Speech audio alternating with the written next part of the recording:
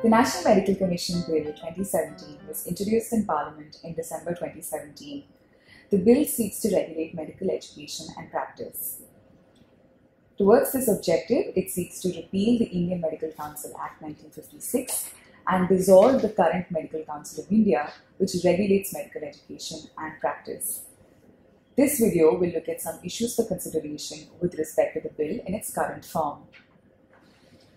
Who will be a part of the NMC?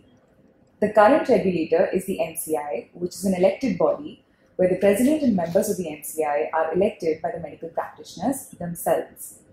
The bill replaces the MCI with the NMC, which is not an elected body. The NMC will consist of 25 members, of which at least 68% or 70 members are medical practitioners. The MCI has been noted to be not so diverse and consists mostly of doctors who look out for their own self-interest over public interest. To reduce the monopoly of doctors, it's been recommended by some experts that more diverse stakeholders ought to be a part of the MCI and include public health officials, social scientists, and health economists. For example, in the case of United Kingdom, the General Medical Council, which regulates medical education and practice in the UK, consists of 12 doctors and 12 laypersons. Another provision in the bill gives the power to the NMC to determine fees of up to 40% of the seats in private medical colleges and deemed universities.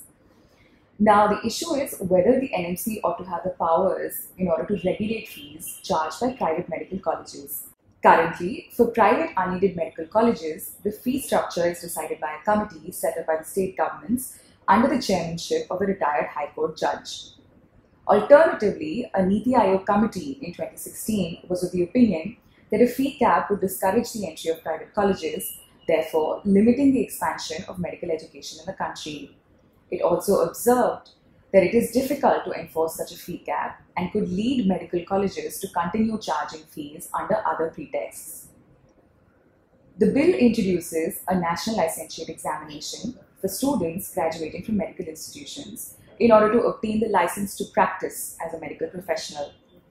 The bill does not specify the validity period of such a license to practice. In other countries like Australia and United Kingdom, such a license to practice has to be periodically renewed. For example, in the case of UK, it has to be renewed every 5 years, and in the case of Australia, it has to be renewed annually. There is a provision in the bill which states that there may be a bridge course which Ayush practitioners can undergo in order to prescribe certain kinds of modern medicine. There are differing views on whether Ayush practitioners should prescribe modern medicines. Over the years, it has been recommended by various committees to foster a functional integration among the various systems of medicine, Ayurveda, modern medicine, and others. On the other hand, some experts suggest that allowing Ayush practitioners to prescribe modern medicines may project them as stand-ins for the shortage of allopathic doctors that we currently have in the country, and this may even potentially affect the development of the Ayush systems of medicine as independent systems of medicine on their own. Moreover, Ayush doctors do not have to go through any licensure examination to be registered by the NMC, unlike the other doctors. For more information, please visit prsindia.org.